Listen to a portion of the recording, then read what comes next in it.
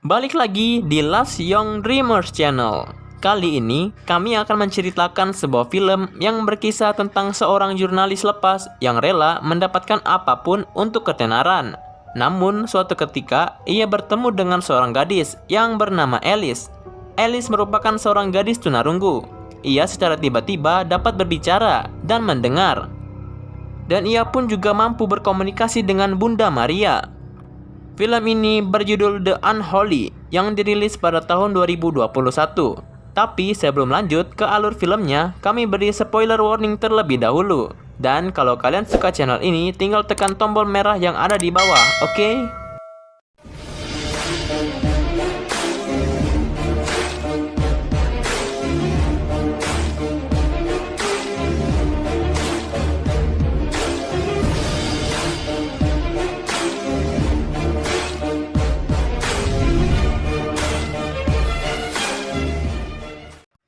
Diperlihatkan pada tahun 1845, ada seorang gadis yang dihukum. Wajahnya dipasang sebuah topeng besi dan disiksa, entah apa alasannya. Lalu, sang gadis pun dibakar hidup-hidup dan tewas mengenaskan tergantung di sebuah pohon. Dan film The Unholy pun dimulai. Beralih ke Boston, di Massachusetts, kita diperkenalkan seorang pria yang bernama Gary Fenn, yang merupakan seorang jurnalis lepas. Fenn ditelepon oleh Max dan ia memberinya sebuah pekerjaan untuk meliput berita tentang mutilasi hewan ternak. Dan setelah negosiasi tentang bayarannya, Fenn pun menuju ke lokasi itu. Wilayah tersebut bernama Benfield. Fenn pun tiba di lokasi. Di sana ia bertemu dengan seorang peternak yang bernama Gary. Gary kemudian menceritakan bahwa ada lambang aneh di sapi tersebut. Dan Gary curiga bahwa itu ulah sekte sesat. Namun Fenn mengetahui bahwa logo itu ternyata logo band Metallica. Sungguh apes nasib si Fenn, udah jauh-jauh datang dari Boston cuma buat ngeliat logo Metallica di bokong sapi dan tidak akan mendapatkan bayaran dari bosnya. Lalu datang seorang pendeta yang bernama Hagan. Kita sebut saja Father Hagan, biar gampang.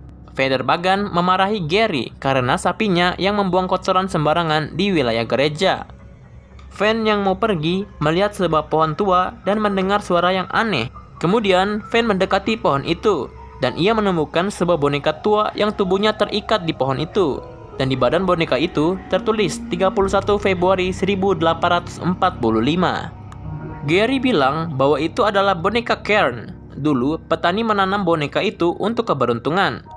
Fenn lalu berbicara bahwa jimat kuno yang rusak, mutilasi hewan ternak terjadi lagi. Gary menjawab, boneka itu tidak rusak.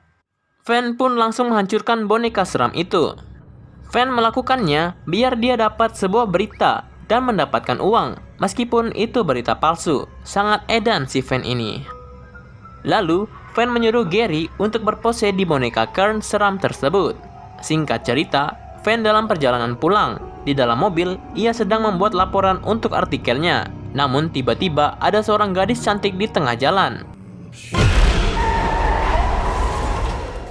Fenn pun langsung refleks dan menghindar sampai-sampai Fenn menabrak pohon hingga mobilnya rusak. Untungnya Fenn gak kenapa-napa. Fenn pun kembali ke jalan raya dan ia melihat seorang gadis berpakaian putih berjalan di dalam gelapnya hutan. Fenn kemudian mengikuti gadis itu sampai seketika Fenn melihat gadis itu sedang berlutut di depan pohon tua sambil mengatakan, "Ku persembahkan jiwaku padamu." Yang dimana sebelumnya Fenn menemukan boneka Cairn di bawah pohon tersebut.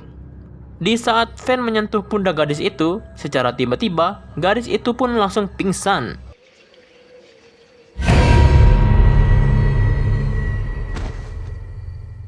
Lalu Fenn membawanya ke gereja dan Father Hagan mengenali gadis itu. Ia bernama Alice. Kemudian datanglah seorang dokter perempuan yang bernama Dr. Gates. Di sini Fenn menyadari bahwa gadis itu tunarunggu. Dr. Gates berkata bahwa Alice baik-baik saja dan mungkin hanya tidur sambil berjalan saja, katanya.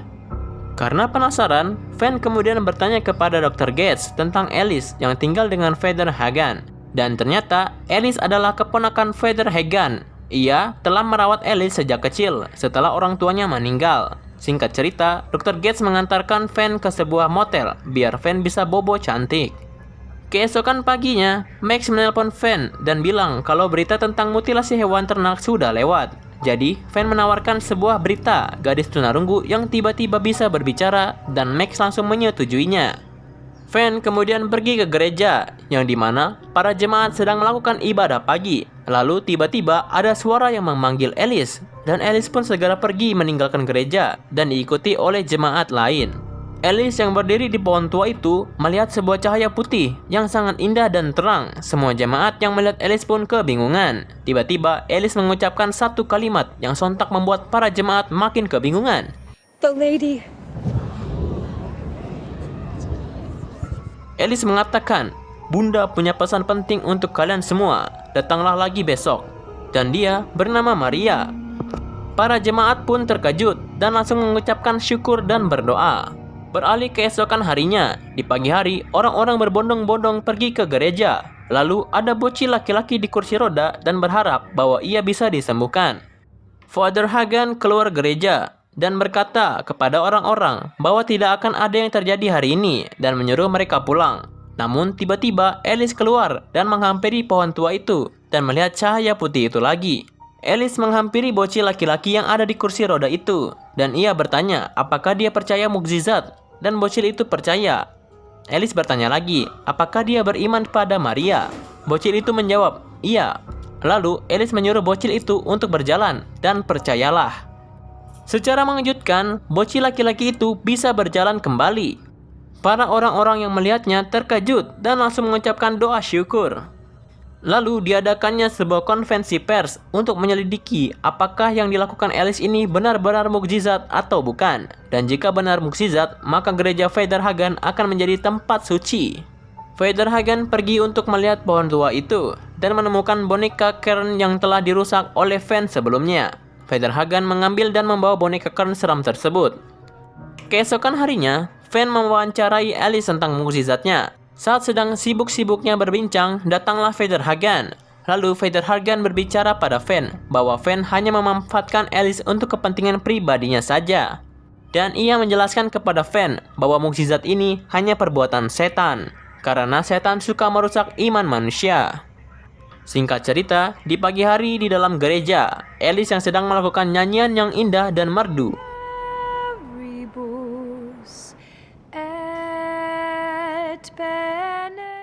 Father Hagan sangat menyukainya dan memuji Alice. Tiba-tiba, Father Hagan batuk-batuk dan terjatuh. Dengan cara yang sama saat menyembuhkan bocil laki-laki, Alice berhasil menyembuhkan Father Hagan. Di malam hari, di gereja, Father Hagan yang sedang sebat santuy secara tidak sengaja menemukan sebuah buku aneh di dalam dinding basement gereja. Dan tanpa ia sadari, ada sesosok makhluk yang mengawasinya.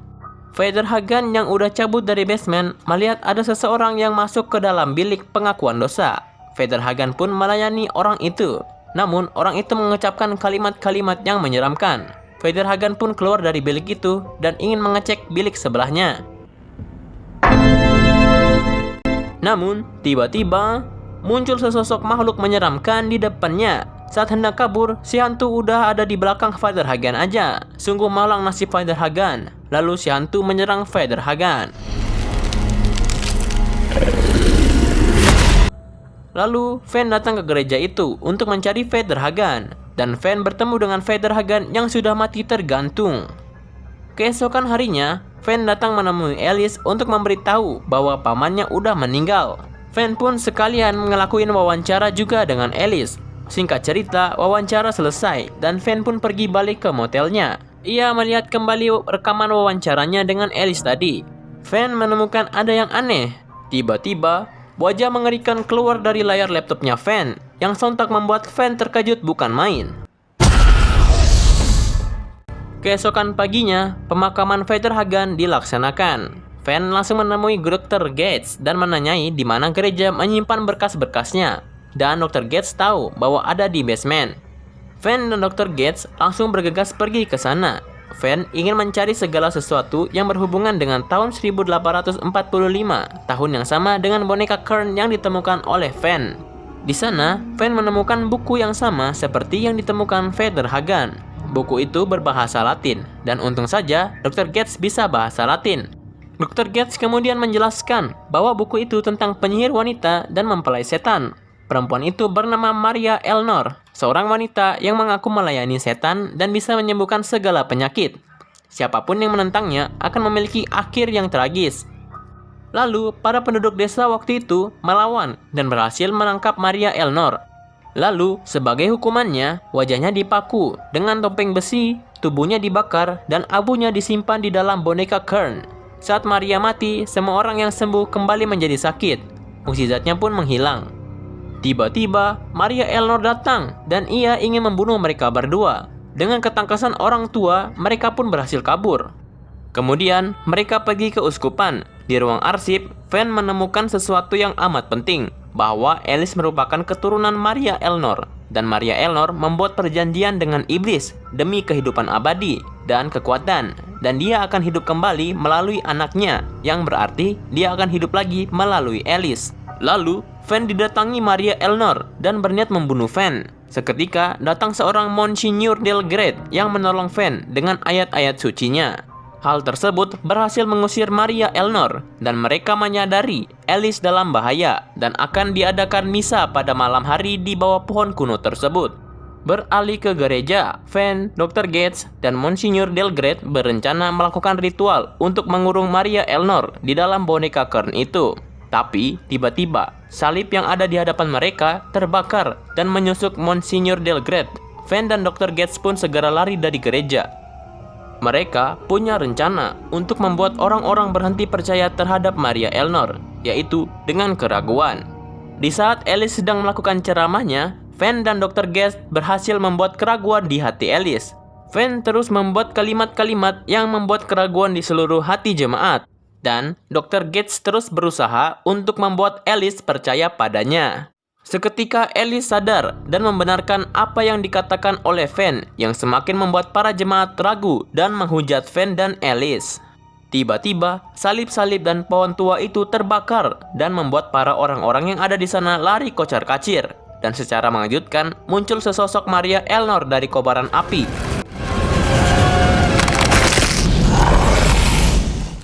Ia kemudian mengapri-pris dan membuka topengnya. Bisa kita lihat wajahnya yang sungguh cantik sekali ya.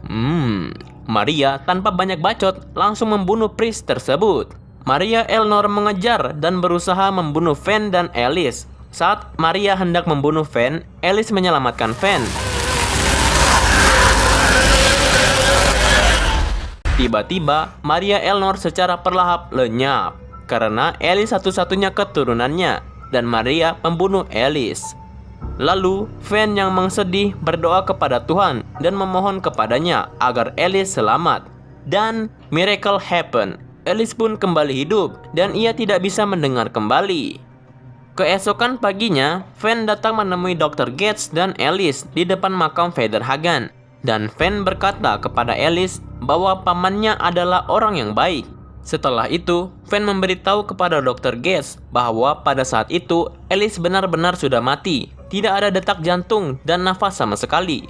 Lalu Dr. Gates pun menjawab, mungkin itu adalah mukjizat Tuhan. Film The Unholy pun tamat. Ya, gimana? Seru kan ya? Ya serulah, masa enggak? Terus pantengin channel kami biar nggak ketinggalan alur film menarik dari kami. Kami Last Young Dreamers Channel pamit undur diri. Stay safe and happy watching. Bye-bye. Yahoo!